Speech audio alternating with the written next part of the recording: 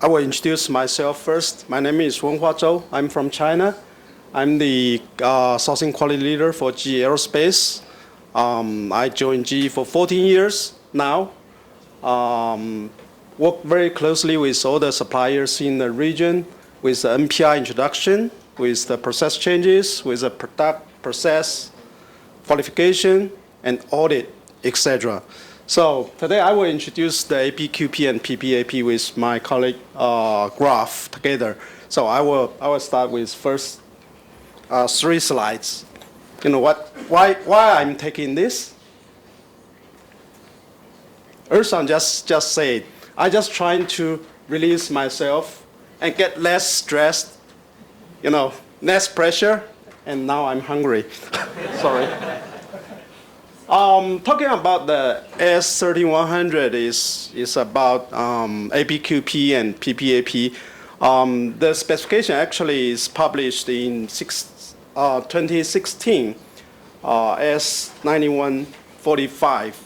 That is established for the aerospace. And then in 2021, we established the S3100, which is the foundational requirements for the aerospace requirements. There's no much detailed APQP and PPAP requirements in this specification, but it do highlight the requirements linked to the S9145. And reference manual will be mentioned in that spec, which is we just talking about SMIG's team created with their own community best practices, which will make your business will be more easier to enter to the journey to have a good sample how we do the APQP and PPAP. Okay, next page. Why we are doing APQP and PPAP in aerospace? Actually, we know the APQP is originated, developed by the automotive industry. And then we know sometimes we heard the wind turbine business also do the APQP. So that is not that new for us, for the world industry. No, it is not that we cannot achieve in the aerospace industrial. It is very important for us because it's high, improve our quality and results improve our product safety. You know, we always say safety first, quality always. So that is why we are introducing the APQP to our industry. Okay, when we look into this chart, these 2 charts, the left hand of the chart is representing the development phase for the products, for the processes, how it costs in this phase.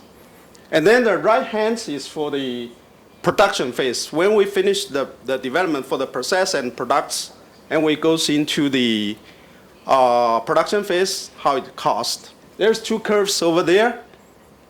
I will show the light one, the purple one, which is representative what our supply chain currently doing, what our supplier currently doing. So you can see the cost during the development phase is not that much, and we quickly enter to the production phase. The problem happened. We see a not stable product output, not good quality products output. With all these problems, we have to relook at all the planning phase. We need to redesign the parts, redesign the processes. As a result of this, we need to requalify all the products and processes. And sometimes escape happens to our industrial. That makes us need to put a huge resources, humans, peoples to investigate.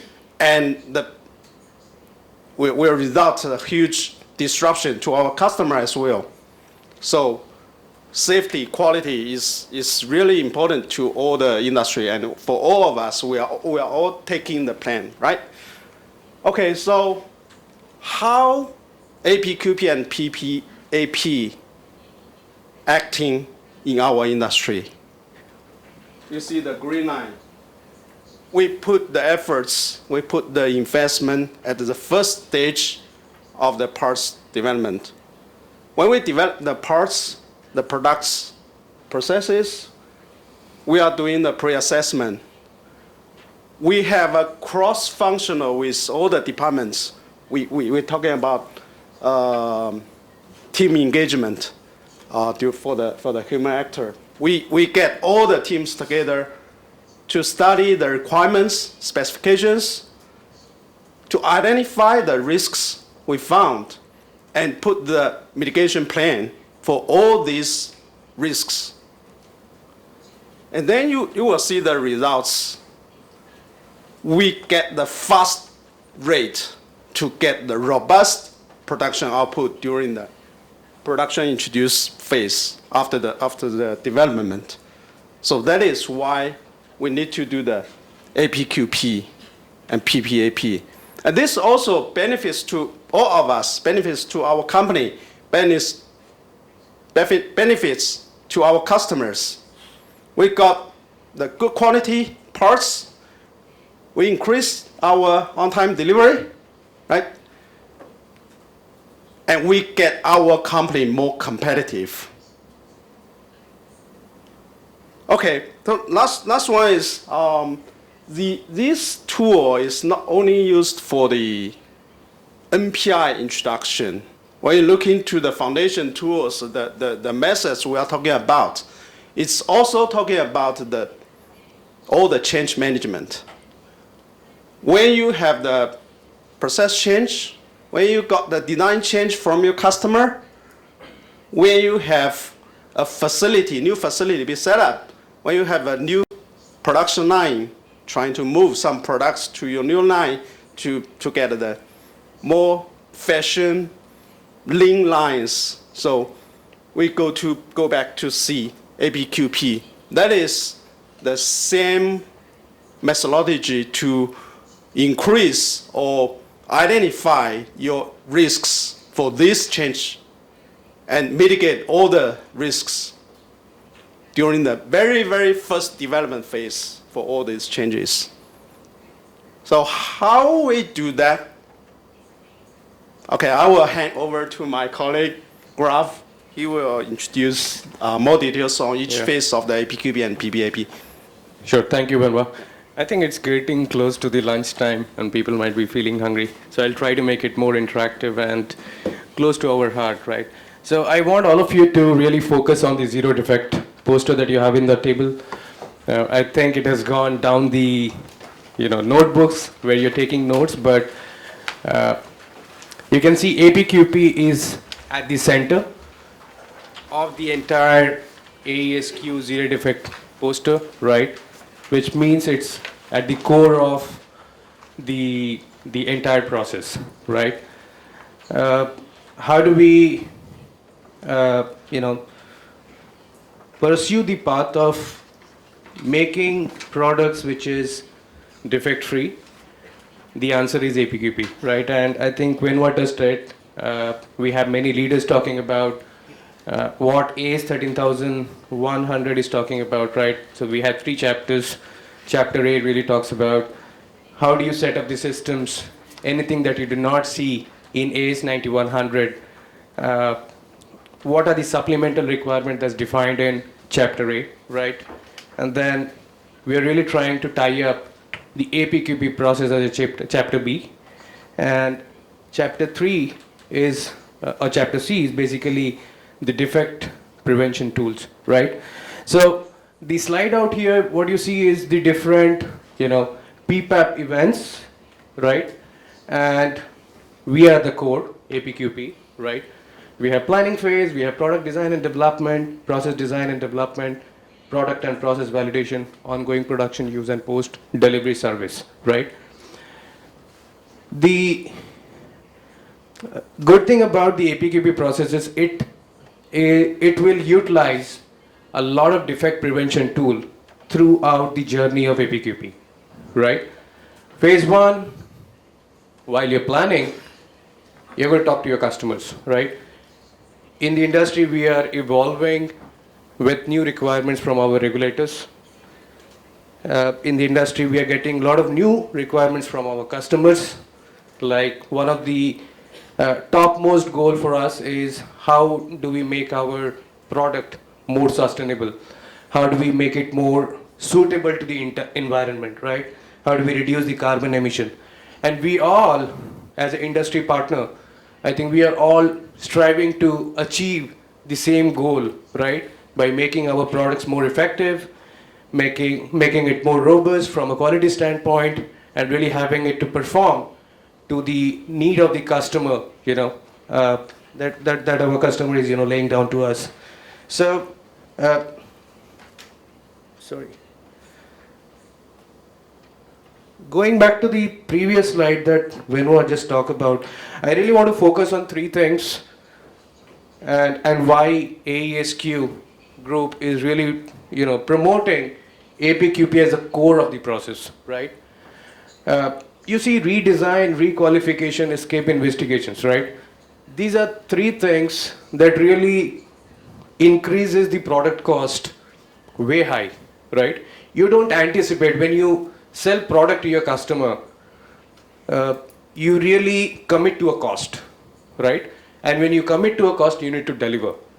When you see disruptions, like we are hearing a lot of news in the industry where we have to do engine tear down, we have to land an aircraft, we have to do in-flight shutdown. All these are disruptions. And why is it? It's because of things that we have shipped to our customer, right, is not meeting the requirement of the product that we are getting it from our customer as a part of requirement. So, three things to focus: redesign, requalification, escape investigations, right? Three things will elevate the cost that we put into the product. Already spoke about this slide, not going to touch about. You can see there is a very nice transition. My aircraft is there, right? It is not gone. And what we mean is, if I have to keep this flight moving, if I have to make sure my flight path is not interrupted, it needs to fly, right? I have an airframe, but we make engines, so I'll talk more on engines, right? When we supply engine to an aircraft, we really have to make sure that our engines are not causing any kind of an issue to the aircraft to lead into flight path disruptions, right? Or maybe ramp turn back, right? Aircraft on ground. So all these things we do not want. And how do we achieve it? Is to really bring APQP into the game, right? Once again, APQP is a team sport. And since we are evolving in terms of, new technology, trying to meet the customer requirements, we have to make sure that we, follow the path of APQP, tie up the entire defect prevention tools, and really make sure that utilize the reference manual very, very nicely, right?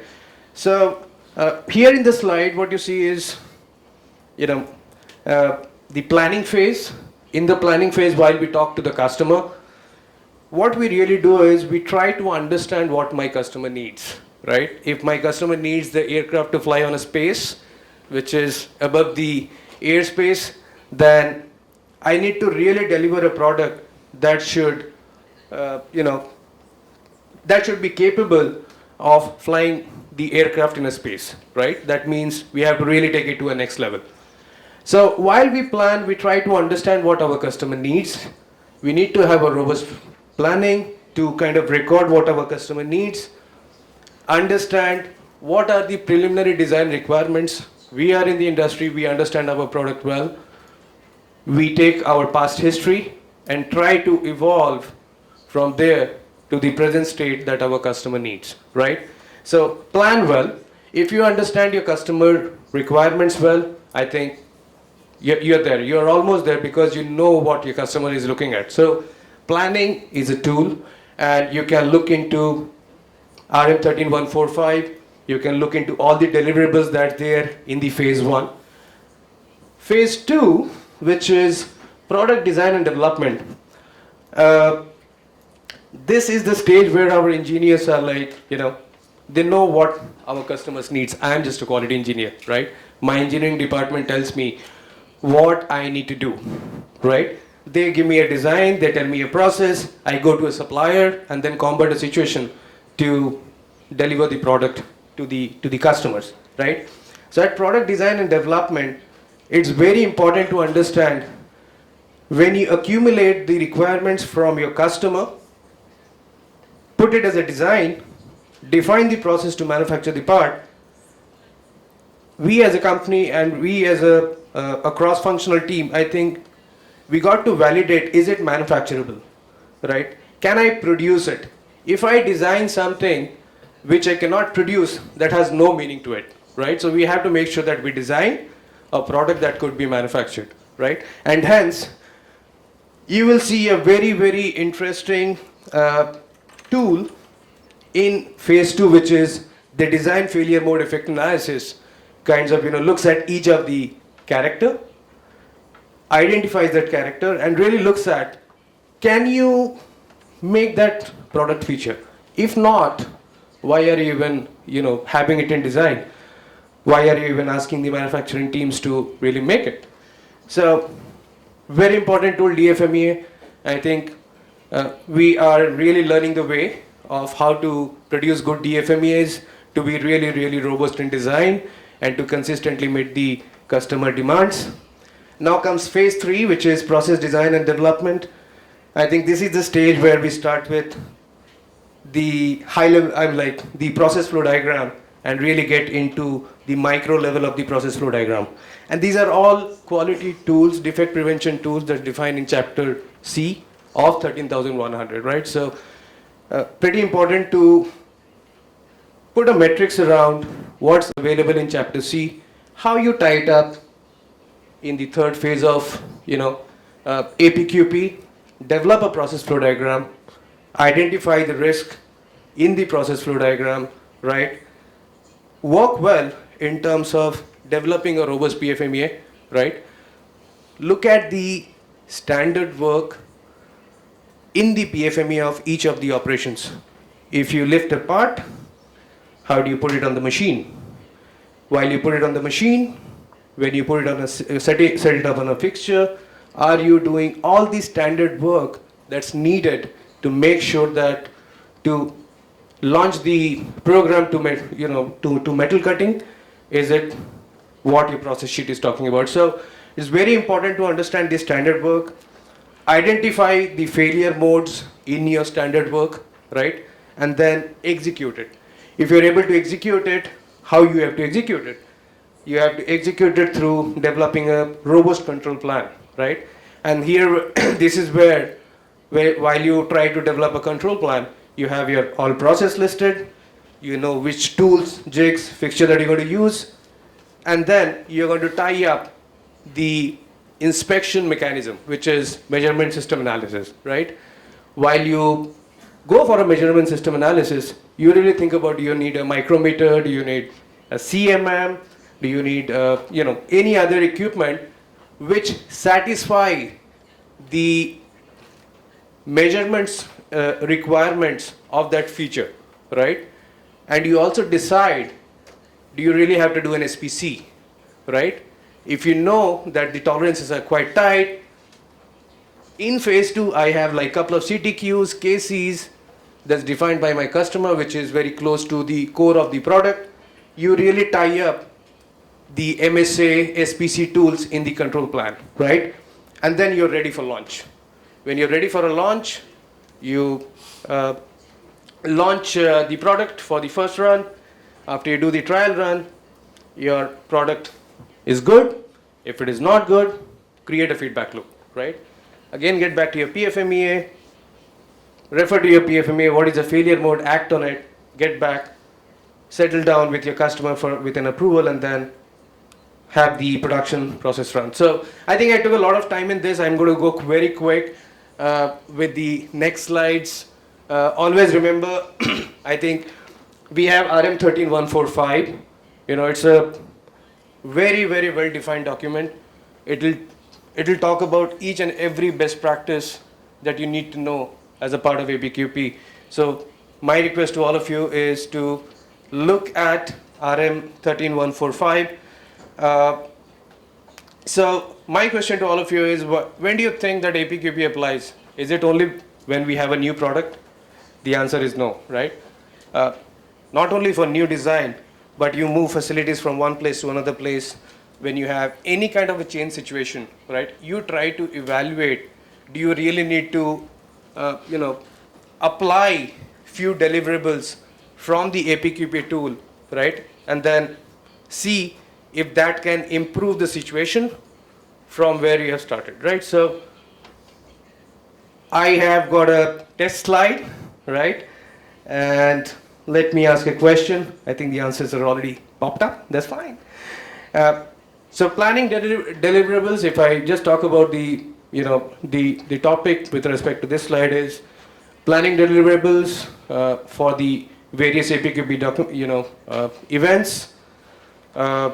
When we talk about, are each and everyone required to be used every time while you perform, develop an NPI, work transfer, manufacturing changes? The answer is evaluate the change management, right? Evaluate the process, have a robust process in your QMS that looks at each of the scenario, right? And while you look at each of the scenario, think about, do you need to perform a MSA again? Do you need to perform a PFME again, right? Do you need to go to a customer to ask for an FAI or a PPAP run again? So really evaluate what the changes are.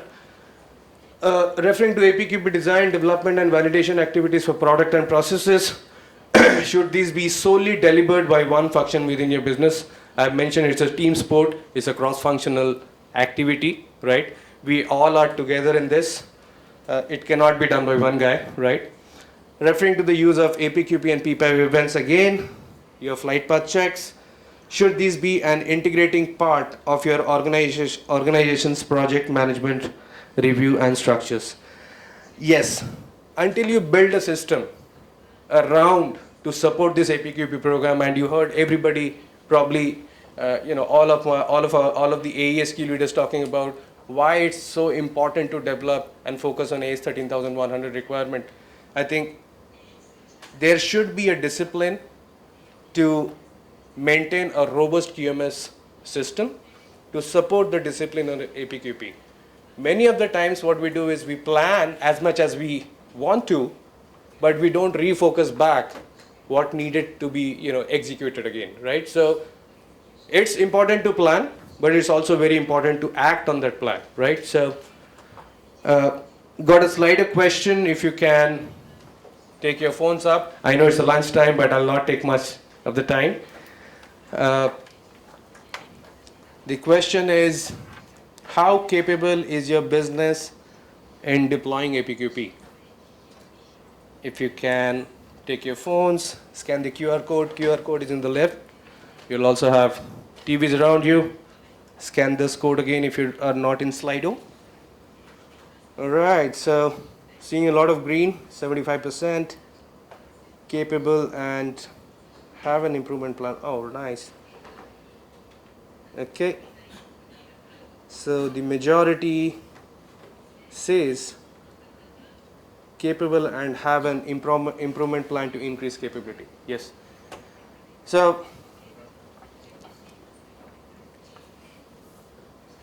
yes, so you're right. I think if you have a solid leadership team who support the APQP mentality for a company, it will deliver product. And I think going back to our yesterday's discussion, the measurable is really how you deliver the product defect free. I think that's how the industry is looking at. and it needs to be supported by a robust QMS. Okay. Moving to the next slide. Okay, so we are done. Thank you. Thank you for Yes, the time. thank you very much. Thank you, Lisa.